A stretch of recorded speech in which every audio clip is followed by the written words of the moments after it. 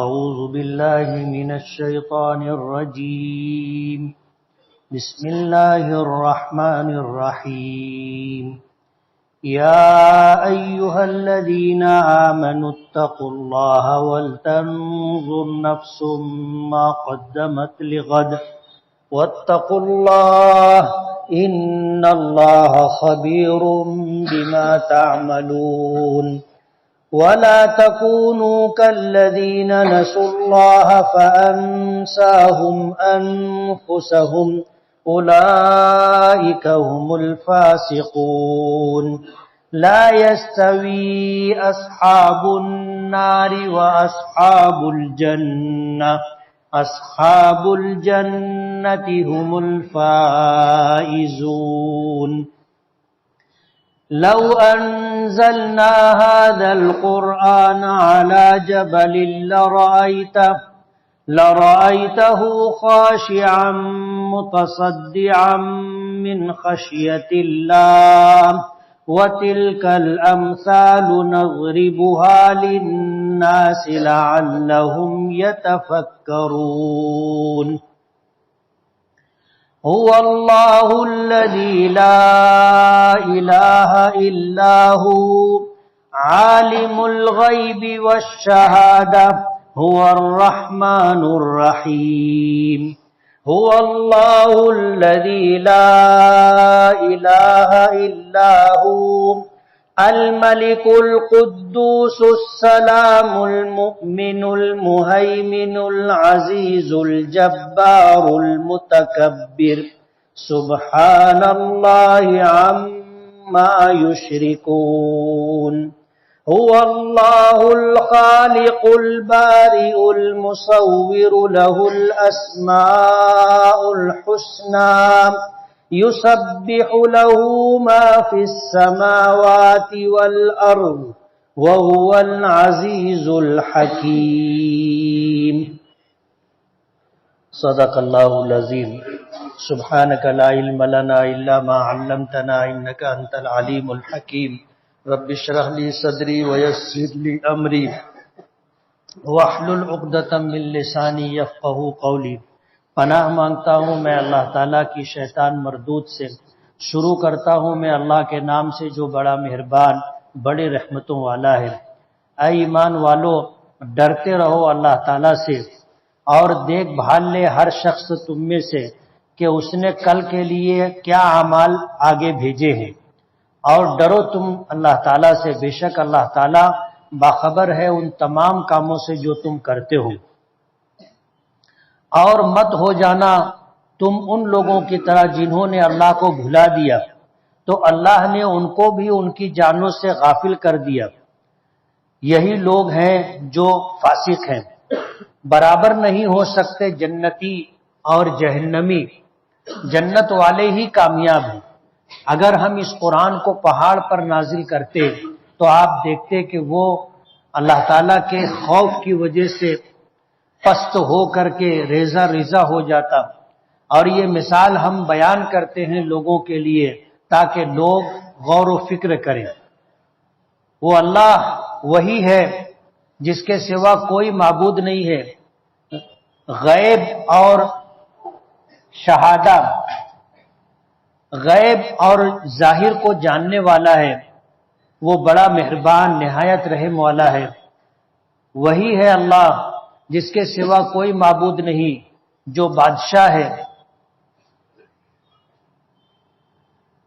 انتہائی پاک ہے، عیبوں سے محفوظ ہے، امن دینے والا ہے، نگہبان ہے، زبردست ہے، قدرت والا ہے، بڑائی اور عظمت والا ہے۔ اللہ پاک ہے ان تمام عیبوں سے جس کو یہ مشرک لوگ بیان کرتے ہیں۔ اللہ وہ ہے جو پیدا کرنے والا ہے، جو جان ڈالنے والا ہے، جو صورت بنانے والا ہے، اس کے لیے اچھے اچھے نام ہیں۔ پاکی بیان کرتی ہیں اللہ کے لیے وہ ساری چیزیں جو آسمانوں میں ہے اور زمین میں ہے، اور وہی غالب ہے اور حکمت والا ہے۔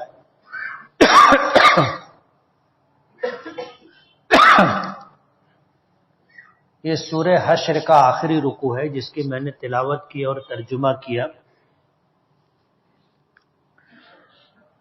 اللہ تعالیٰ نے اہل ایمان کو خطاب کیا ہے۔ ظاہر بات ہے جو اللہ کو مانتا ہوگا وہی اللہ کے کلام کو پڑھے گا، سنے گا، سمجھے گا، عمل کرے گا، اور جو اللہ پر ایمان نہ لائے تو ظاہر بات ہے وہ اللہ کے کلام کو کیا پڑھے گا، کیا سنے گا، کیا سمجھے گا اور کیوں عمل کرے گا۔ اللہ نے اہل ایمان کو مخاطب کرتے ہوئے کہا ہے کہ اتقوا اللہ، اللہ سے ڈرتے رہو۔ بارہا یہ بات کہی جا چکی کہ اللہ کا ڈر ہی ایک ایسی چیز ہے جو انسان کو اللہ کی نافرمانی سے، اللہ کے غضب سے بچاتا ہے۔ آدمی اگر اللہ سے ڈرنا چھوڑ دے تو ظاہر بات ہے کہ پھر وہ جو چاہے گا کرے گا، اسے جو اچھا بھلا لگے گا وہ کرے گا، جس چیز سے اس کو لذت ملے گی وہ کرے گا، وہ حدود شریعت کی پاسداری نہیں کرے گا، اللہ کے احکامات کو سامنے نہیں رکھے گا، نبی کریم صلی اللہ علیہ وسلم کی سنتوں کو پیش نظر نہیں رکھے گا۔ اللہ نے اہل ایمان کو مخاطب کیا کہ اتقوا اللہ، اللہ سے ڈرتے رہو۔ اکابرین علماء میں سے کسی کا قول ہے کہ مجھے اللہ سے ڈر لگتا ہے، اللہ سے ڈر لگتا ہے، اور اللہ کے بعد اس سے ڈر لگتا ہے جو اللہ سے نہیں ڈرتا ہے۔ اللہ سے ڈر لگتا ہے اور اللہ کے بعد اس شخص سے ڈر لگتا ہے جو اللہ سے نہیں ڈرتا ہے۔ ظاہر بات ہے جو اللہ سے نہیں ڈرے گا وہ کچھ بھی کر سکتا ہے۔ تو اللہ سے ڈرنا، تقوی، یہی وہ صفت ہے جو انسان کو اللہ کی نافرمانی سے، نبی کریم صلی اللہ علیہ وسلم کی حکم عدولی سے روکتی ہے، اور یہی ڈر ہے جو انسان کو نیکی پر آمادہ کرتا ہے، بھلائی کی طرف لے جاتا ہے۔ یہی ڈر ہے جس کی وجہ سے انسان کو آخرت کا استحضار ہوتا ہے کہ مجھے مرنے کے بعد اللہ کے سامنے کھڑے ہونا ہے اور اپنے زندگی بھر کے اعمال کا حساب و کتاب دینا ہے۔ اچھے اعمال ہوں گے اللہ جزا دے گا، نیکی کا بدلہ دے گا، اور اگر میں نے دنیا میں اللہ کی نافرمانی کی، اللہ کو ناراض کیا، کل قیامت کے دن اللہ کی بارگاہ میں اللہ کے غضب اور غصے کا شکار ہونا پڑے گا۔ اللہ سے ڈر، یہی وہ چیز ہے جو انسان کو دنیا سے بے رغبت کرتی ہے اور آخرت کی رغبت دل میں پیدا کرتی ہے۔ دنیا میں آدمی کتنے دن رہے گا؟ اس امت کو اللہ نے عمر کم دی، عمر کم دی ہے، اور عمر کم دی تو اللہ پاک نے اسے نیکیوں کے مواقع زیادہ سے زیادہ دیے۔ پچھلی امتوں پر اللہ پاک نے زیادہ سے زیادہ 2 وقت کی نمازیں فرض کی تھی، اس امت پر اللہ نے 5 وقت کی نمازیں فرض کی۔ پچھلی امتوں پر 1 روزہ فرض تھا عاشورہ محرم کا، اس امت پر اللہ پاک نے رمضان المبارک کے پورے مہینے کے روزے فرض کیے، اور اس فرض نماز کی اہمیت کا اندازہ آپ اس سے کریں کہ ایک فرض نماز اگر آدمی جان بوجھ کر قضا کر دے، نہ پڑھے نہیں، پڑھے وقت گزرنے کے بعد قضا کر کے پڑھے، تو اسے 80 لاکھ برس تک جہنم کی آگ میں جلنا پڑے گا، ایک فرض نماز قضا کرنے کی وجہ سے۔ آپ یہ تو وہ صورتحال ہو گئی جو کوتاہی اور نافرمانی کی ہے، لیکن اگر آدمی وقت پر فرض نماز پڑھ لے تو ثواب بھی اللہ پاک ویسا ہی دیں گے۔ جب سزا اتنی بڑی ہے تو پڑھ لینے پر جزا بھی اللہ ہی بہتر جانتا ہے کہ کیا دے گا۔ حدیث پاک میں آتا ہے کہ فرض روزہ رمضان المبارک کا اگر کسی نے جان بوجھ کر کے چھوڑ دیا، پھر اس کے بعد اگر ساری زندگی بھی اس روزے کی قضا کی نیت سے روزہ رکھتا رہے تو رمضان المبارک کے ایک روزے کی جو فضیلت ہے وہ فضیلت اس کو نہیں ملے گی.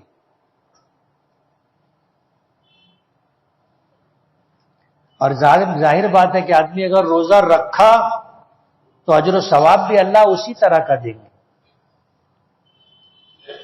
اللہ سے ڈرتے رہو.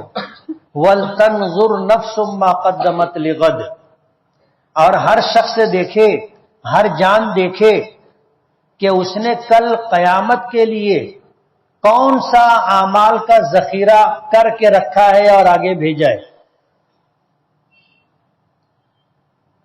اس دنیا میں اللہ پاک ہمیں یہ نصیحت کر رہے ہیں کہ اللہ سے ڈرو اور کل کے دن کے لیے کیا تیاری کی ہے وہ دیکھو. یہ دیکھنے کا حکم اللہ پاک نے دیا ہے. علماء اسے کہتے ہیں مراقبہ. اہل تصوف اسے کہتے ہیں مراقبہ کہ آدمی دن بھر دن بھر کام کیا، رات میں بستر پر گیا، 1-2 منٹ کے لیے آنکھ بند کر کے بیٹھے اور صبح سے لے کر کے رات سونے تک اس نے کیا کیا کیا ہے، کتنے نیک کام کیے، کتنے گناہ کیے، اسے غور و فکر کر کے دیکھے کہ آج میں نے کتنی نیکیاں کی اور مجھ سے کتنے گناہ سرزد ہوئے. نیکیاں جو ہو گئی ہیں اس پر اللہ کا شکر ادا کریں، اور جو گناہ جانے انجانے میں ہو گئے اس پر اللہ سے سچی پکی توبہ کرے اور سوئے. روزانہ کا یہ معمول ہونا چاہیے. اور یہ اس آیت میں اللہ پاک نے فرمایا کہ وَلْتَنْظُرْ نَفْسٌ مَّا قَدَّمَتْ لِغَدٍ. قیامت کو کل کہا ہے. کل کا مطلب کیا ہے؟ کل کا مطلب یہ کہ بس رات گزری کل آیا، یہی مطلب ہے نا. کل کس کو کہتے ہیں؟ ایک گزرا ہوا کل ہے اور ایک آنے والا کل ہے. تو جس طرح آنے والا کل دور نہیں ہے اسی طرح قیامت بھی دور نہیں ہے، بہت جلدی آنے والی ہے. اور جس طرح کل کا آنا یقینی ہے اسی طرح قیامت کا آنا بھی یقینی ہے. اس لیے ہر انسان کو یہ دیکھنا چاہیے کہ اس نے کل قیامت کے دن کے لیے اعمال کا کیا ذخیرہ بھیجا ہے، کیا تیاری کی ہے. یہ جائزہ روزانہ لینا چاہیے. کوئی ہے جو جائزہ لیتا ہے؟ ایک آدمی بھی نہیں. لیں گے؟ اسی میں ہماری جیت ہے. جو آدمی روزانہ اپنے کاروبار کا حساب کرتا ہے، یہ آمدنی، یہ خرچ، اور پھر کیا بچا، کیا کم ہوا، نفع اور نقصان، جو روزانہ دیکھتا رہتا ہے وہ کبھی بڑے نقصان سے دوچار نہیں ہوتا.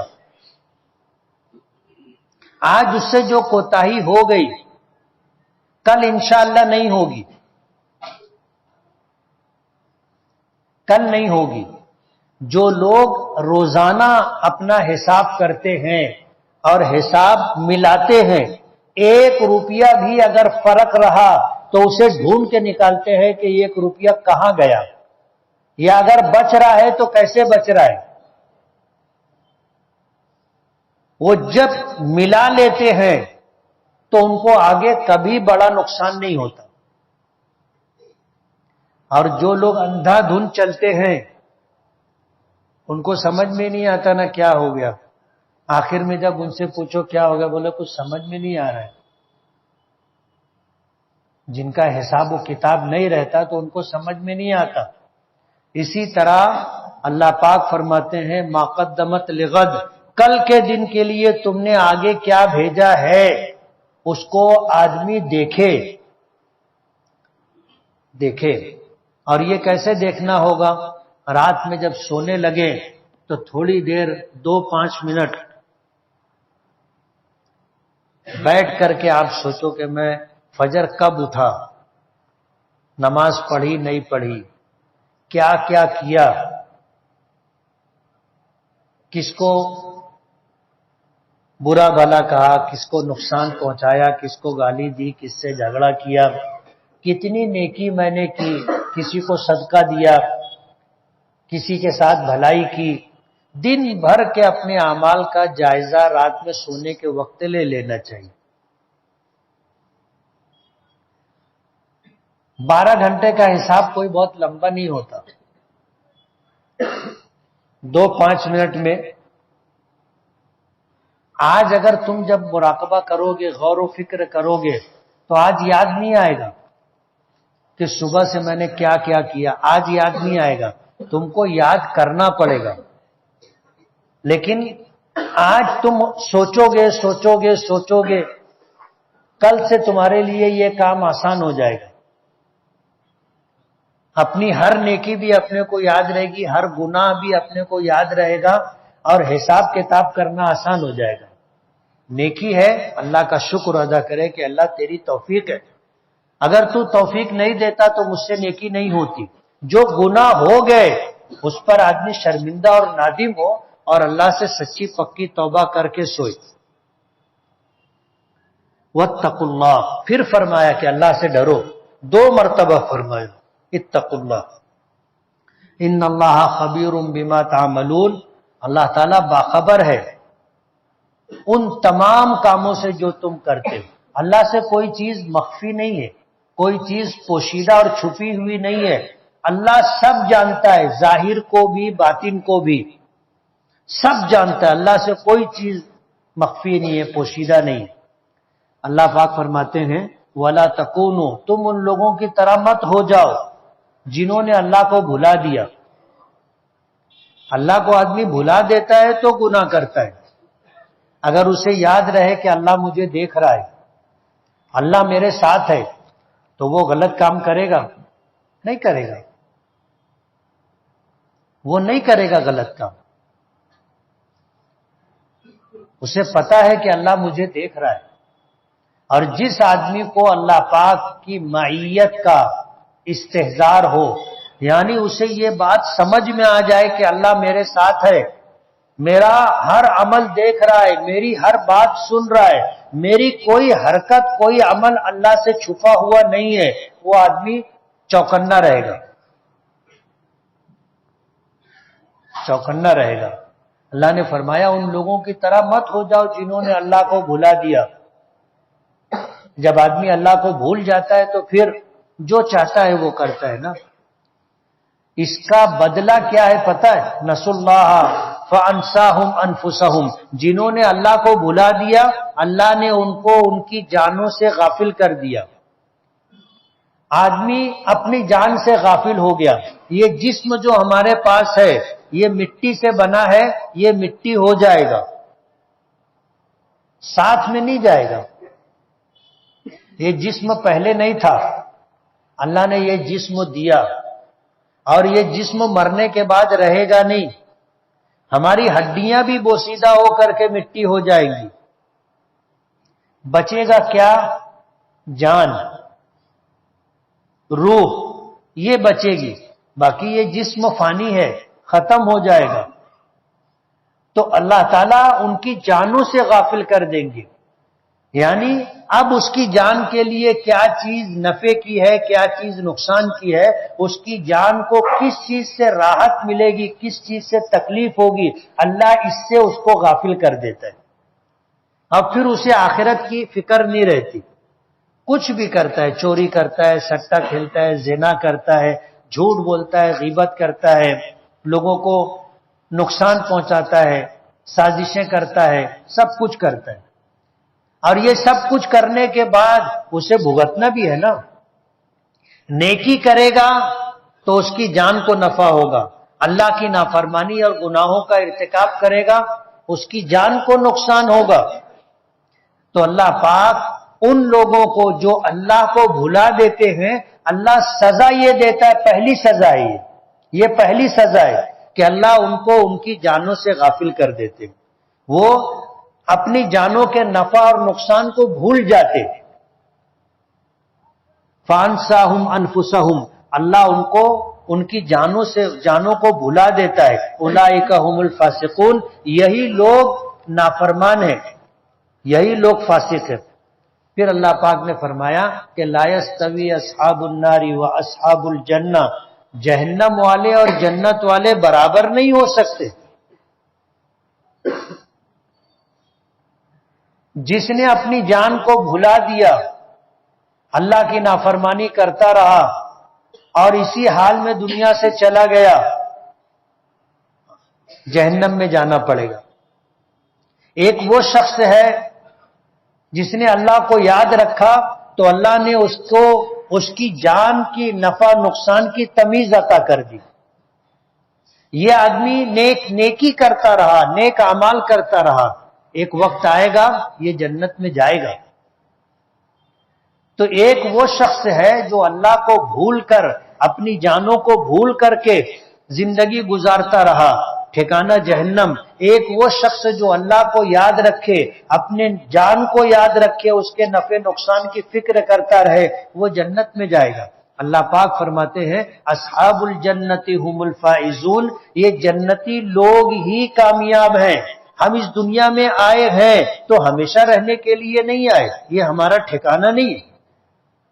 اگر یہی ٹھکانہ ہوتا تو کوئی بھی نہیں مرتا، سب رہتے یہاں پر. لیکن یہ ہمارا ٹھکانہ نہیں ہے، مرنا ہے. مرنے کے بعد آگے جانا ہے برزخ، اس کے بعد آگے جانا ہے آخرت. اس دنیا کو اللہ پاک نے ہمارے لیے اس لیے بنایا ہے اور ہمیں یہاں اس لیے بھیجا ہے کہ ہم آخرت کی تیاری کر کے جائیں. جنت میں جانا ہے تو یہاں پر تیاری کرنی ہوگی، اور جو یہاں پر تیاری کر کے جنت میں جانے والے اعمال اختیار کر لیا اور اللہ نے فضل فرمایا جنت میں چلا گیا، اللہ پاک فرماتے ہیں کہ یہ کامیاب. اور جس کو جنت نہیں ملی وہ ناکام. اب ظاہر بات ہے اس دنیا میں آدمی آیا ہے تو آخرت کی تیاری کے لیے آیا ہے، ہمیشہ رہنے کے لیے نہیں آیا. اس لیے یہاں جس شخص نے اللہ کو یاد رکھا، اپنے آپ اپنی جان کو یاد رکھا، نیک عمل کرتا رہا، جنت اس کا ٹھکانہ بنا، اللہ نے فرمایا یہ کامیاب. وہ ہمیشہ ہمیشہ رہنے کی جگہ ہے. نہ جنتی کبھی مرے گا نہ جہنمی کبھی مرے گا، وہ ہمیشہ کی زندگی. اس کے بعد اللہ پاک فرماتے ہیں کہ اگر یہ قرآن جس کے ذریعے سے ہمیں واعظ و نصیحت کی جا رہی ہے، یہ اتنی جلالت شان والا ہے، اللہ کا فرمان ہے، قرآن کریم کی آیات اللہ کا کلام ہے. اپنے نبی پر اللہ پاک نے یہ احسان جتلایا کہ اگر یہ قرآن ہم پہاڑوں پر اتارتے تو وہ اللہ کے خوف کی وجہ سے دب جاتا، متصدعا من خشیت اللہ، اور ریزہ ریزہ ہو جاتا، ٹکڑے ٹکڑے ہو جاتا. حالانکہ پہاڑ کی مثال دی جاتی ہے کہ اتنا مضبوط ہوتا ہے. یعنی کوئی آدمی اگر مقابلے میں ڈٹا رہے تو بولتے پہاڑ کی طرح ڈٹا رہا. پہاڑ اپنی جگہ سے سرکتا نہیں ہے، ہلتا نہیں ہے، اپنی جگہ جمع رہتا ہے. اللہ نے اس کو مضبوطی عطا کی ہے اور اس زمین کے توازن کو برقرار رکھنے کے لیے اسے میخ کے طور پر بنایا ہے. ورنہ یہ زمین پانی پر ہے، کشتی پانی پر ہوتی ہے تو کیسی ہوتی ہے؟ ہلتی ڈولتی رہتی. اگر یہ زمین بھی ہلتی رہتی تو ہم لوگ رہ سکتے تھے؟ نہیں رہ سکتے تھے. نہ مکان بنتا نہ کچھ بنتا، زمین پہ رہنا مشکل ہو جاتا. اللہ نے اس کو قرار عطا کیا اور یہ قرار اللہ نے پہاڑوں کے ذریعے سے دیا. تو پہاڑ بڑی مضبوط مخلوق ہے، لیکن اللہ پاک فرماتے ہیں کہ یہ قرآن اگر ہم پہاڑ پر اتارتے تو خشیت الہی سے وہ دب جاتا، ٹکڑے ٹکڑے ہو جاتا. لیکن اے پیغمبر، ہم نے آپ پر یہ قرآن کریم اتارا، آپ کے اندر اتنی قوت، اتنی طاقت، اتنی صلابت رکھی کہ اس قرآن کریم کے نازل ہونے سے جو دباؤ تھا آپ اسے برداشت کر لیتے. سخت سردی کے دنوں میں جب وہی نازل ہوتی تھی تو حضور پسینہ پسینہ ہو جاتے تھے. صحابہ کرام کہتے ہیں کہ میں حضور کے بازو میں بیٹھا تھا اور آپ کا یہ گھٹنا میری ران کے اوپر تھا، حضور پر وہی نازل ہونے لگی، اتنا بوجھ آیا کہ مجھے ایسا لگا کہ میری ران کی ہڈی ٹوٹ جائے گی۔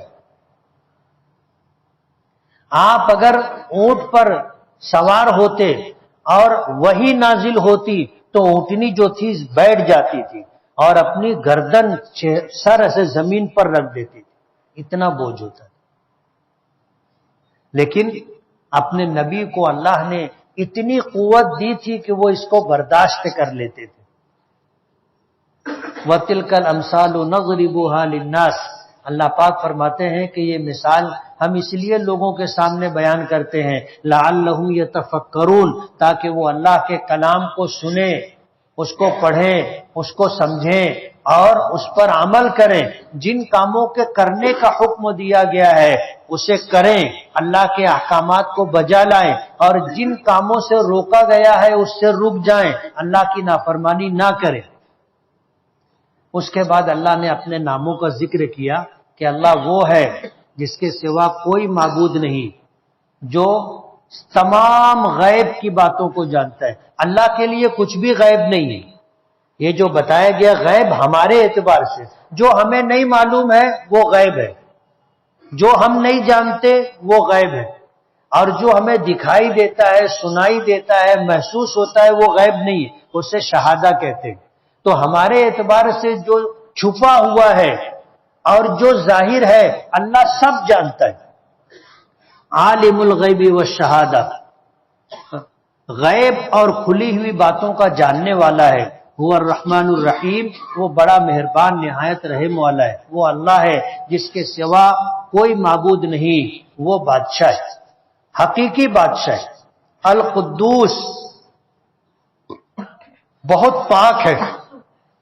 السلام، ہر عیب سے محفوظ ہے۔ المؤمن، امن دینے والا ہے۔ المہیمن، ہر چیز کا نگہبان ہے۔ العزیز، زبردست ہے، غالب ہے۔ الجبار، بڑی قدرت والا ہے۔ المتکبر، بڑی بڑائی والا، عظمتوں والا ہے۔ سبحان اللہ عما یشرکون، اللہ ان تمام عیبوں سے پاک ہے جس کو یہ مشرکین بیان کرتے ہیں، یا جن چیزوں کو اللہ کے ساتھ شریک کرتے ہیں، اللہ کے علاوہ جن جن چیزوں کی پوجا کرتے ہیں اللہ ان سے پاک ہے۔ اللہ کا کوئی شریک نہیں ہے، کوئی ساجی نہیں ہے۔ هو اللہ الخالق، اللہ وہ ہے جو بنانے والا ہے۔ الباری، جو جان ڈالنے والا ہے۔ المصور، جو صورتیں بنانے والا ہے، اسی کے لیے اچھے اچھے نام ہیں۔ لہ الاسماء الحسنی، اللہ کے لیے اچھے اچھے نام ہیں۔ اللہ کے نام کتنے ہیں؟ حدیث پاک میں 99 نام آتے ہیں۔ اللہ کے نام 99 ہی نہیں ہے، اللہ بہتر جانتا ہے اللہ کے کتنے نام۔ اور ناموں کی کثرت کسی کی عظمت شان کو بیان کرتی ہے۔ آدمی کسی کے بارے میں بولتا ہے نا، عالم ہے، حافظ ہے، قاری ہے، بولتا ہے نا، مفتی ہے، قاضی ہے، علامہ ہے، اور معلوم نہیں کیا کیا بولتے۔ کیوں بولتے؟ ان کی عزت و احترام کے پیش نظر۔ حقیقی شان اور عزت کس کی ہے؟ اللہ کی۔ تو اللہ کے بے شمار نام ہے، اللہ ہی جانتا ہے کتنے نام ہیں۔ حدیث پاک سے، قرآن پاک سے ہمیں جو نام ملتے ہیں وہ 99 نام ہیں۔ اللہ یکتا ہے، بے جوڑ ہے، اس لیے 100 نام نہیں ہے۔ کتنے نام ہیں؟ 1 کم 100، 99 نام۔ اور یہ اسماء حسنہ کہلاتے ہیں۔ ان کے پڑھنے کا طریقہ یہ ہے کہ آدمی اسی طرح پڑھے، هو اللہ الذی لا الہ الا هو، یہاں سے پڑھنا شروع کرے۔ هو الرحمن الرحیم، الملک القدوس السلام المؤمن المہیمن العزیز الجبار المتکبر۔ 99 نام ہے۔ پڑھنے کا طریقہ یہ ہے کہ ہر نام کے آخر میں پیش ہوگا اور آگے کے لام کے ساتھ اسے ملا کر پڑھیں گے۔ الرحمن الرحیم، الرحیم کہ الرحیم کو بھی آگے اسی طرح ملائیں گے، اور جہاں سانس توڑ دیں گے وہاں ال سے پڑھیں گے۔ جیسے هو الرحمن الرحیم، سانس توڑ دی، اب پڑھیں گے الملک القدوس، اور یہ اللہ کے اسماء حسنی ہے 99۔ حدیث پاک میں آتا ہے کہ اس کی فضیلت یہ ہے کہ جو اسے زبانی یاد کر لے گا اور اسے روزانہ کم سے کم 1 مرتبہ پڑھے گا وہ ضرور جنت میں جائے گا۔ کس کو یاد ہے؟ ہاتھ اٹھانا۔ 2-4 لوگ ہاتھ اٹھائے، بہت اچھے مسلمان ہیں ہم لوگ، ہے نا؟ کون کون یاد کرے گا؟ ہاتھ اٹھاؤ۔ پکا؟ یعنی پھر پوچھوں گا تو پھر ہاتھ اٹھانا پڑے گا کہ یاد کس کو ہے، تو ہاتھ اٹھا کے بتانا پڑے گا۔ اللہ کے نام بہت آسان ہے، آپ اگر یاد کرو گے تھوڑی دیر میں یاد ہو جائیں گے، اور اگر زیادہ دیر بھی لگی تو کوئی بات نہیں ہے، یاد کرنا ہے۔ جو شخص اللہ تعالیٰ کے ان 99 ناموں کو یاد کرے گا، روزانہ پڑھے گا، وہ ضرور جنت میں جائے گا۔ یسبح لہ ما فی السماوات والارض، اللہ کے لیے پاکی بیان کرتی ہیں وہ ساری چیزیں جو آسمانوں میں۔ ایک انسان ہے کہ یہ اللہ کی پاکی نہیں بیان کرتا۔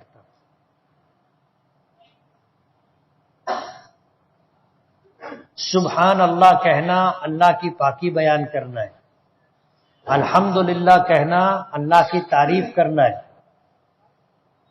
لا الہ الا اللہ کہنا اللہ کے تنے تنہا معبود ہونے کی گواہی دینا ہے، اللہ اکبر کہنا اللہ کی بڑائی بیان کرنا ہے۔ اس لیے کائنات کی ہر شے، ہر چیز اللہ کی پاکی بیان کرتی ہے، اللہ کا ذکر کرتی ہے، اور جو مخلوق اللہ کا جتنا زیادہ ذکر کرتی ہے اللہ اسے اتنی راحت، اتنا تحفظ عطا کرتے۔ انسانوں کے علاوہ جو مخلوقات ہیں جس دن اللہ کا ذکر نہیں کرتی اس دن ان کا جینے کا آخری دن ہوتا ہے، اللہ اسے ختم کر دیتے۔ یعنی کائنات کی ہر شے کی زندگی اللہ کا نام ہے، لیکن اللہ نے ہم کو اسباب کا مکلف بنایا، اس لیے ہم اللہ سے غافل بھی رہے تو اللہ مارتا نہیں ہے، موت نہیں دیتا، موقع دیتا ہے۔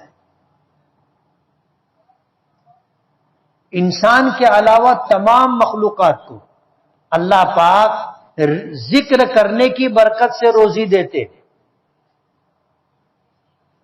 یعنی وہ اللہ کا ذکر کرتے ہیں، اللہ انہیں غذا دیتا ہے، روزی دیتا ہے بغیر سبب کے۔ وہ کہیں نوکری نہیں کرتے، کوئی دکان نہیں لگاتے، کارخانہ نہیں لگاتے، سائزنگ نہیں لگاتے۔ کائنات کی جتنی مخلوقات ہے اللہ سب کو بغیر سبب کے روزی دیتا ہے۔ کیسے دیتا ہے؟ بغیر سبب کے۔ انسان کو اللہ نے عقل دیا، مکلف بنایا، تو اس کو اللہ نے سبب کا پابند کیا کہ تم کام کرو، حلال طریقے سے محنت کرو، جدوجہد کرو، کوشش کرو اور کماؤ اور اپنا اور اپنے بیوی بچوں کا گزارا کرو۔ اور اللہ کی شان ہے، کرم ہے کہ اللہ اس پر بھی ہم کو اجر و ثواب دیتا ہے۔ جیسے ہم لوم چلاتے ہیں نا تو اسے اپنی ضرورت سمجھ کر کے نہیں، حالانکہ ہم لوگ ضرورت سمجھ کے کام کرتے ہیں، لوم چلائیں گے، کمائیں گے تو کھائیں گے اور کھلائیں گے، ایسے ہی ہے نا؟ نہیں، اسے یہ سمجھ کے کرنا چاہیے کہ اللہ نے مجھے کمانے کا حکم دیا ہے، روزی حاصل کرنا، روزی کمانے کی مجھے ذمہ داری دی ہے، اس نیت سے کماؤ گے اللہ اس پر بھی اجر و ثواب دے گا۔ سمجھ رہے ہو؟ اس لیے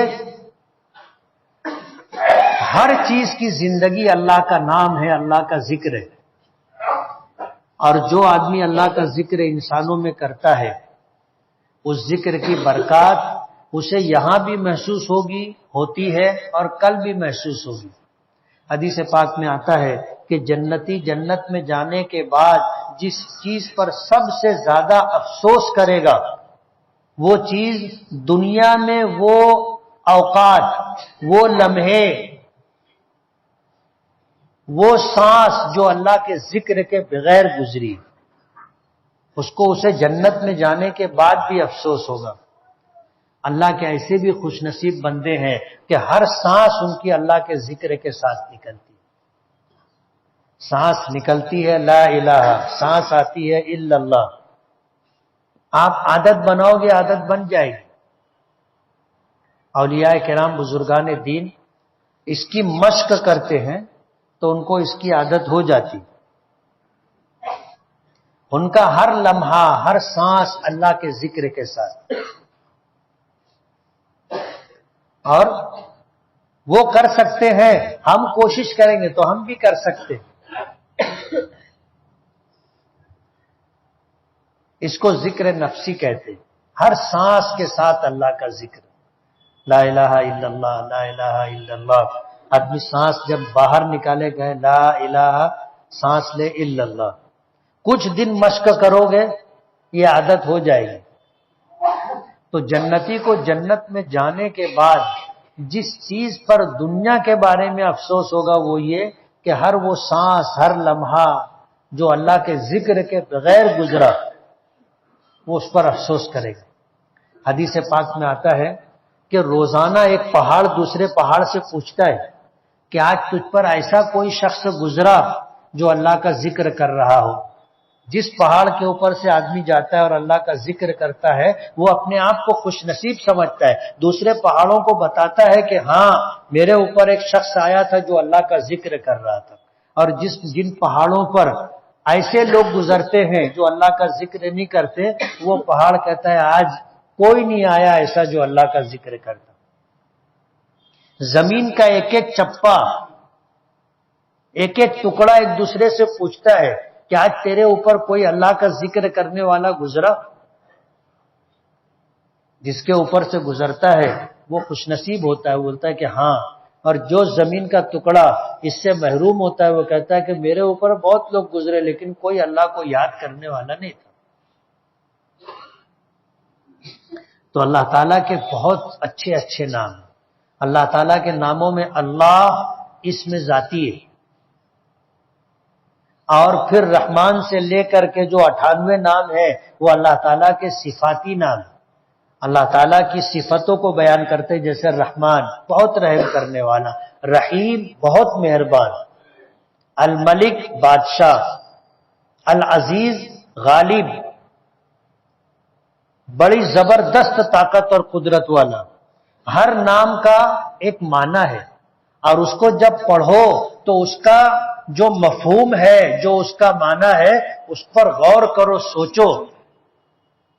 تھوڑے دن مشق کرو گے، پھر جب پڑھو گے تو اللہ تعالیٰ کی ہر صفت ذہن میں اجاگر ہوتی جائے گی۔ ہم پڑھتے جائیں گے، ذہن میں اللہ تعالیٰ کی صفات مستحضر ہوتی جائے گی، اور ظاہر بات ہے جب آدمی اللہ کو اس طرح یاد کرے گا تو اس کی زندگی نیکیوں کے ساتھ گزرے گی، اور یہ اس کے لیے جنت میں جانے کا سبب بنے گا۔ بسم اللہ الرحمن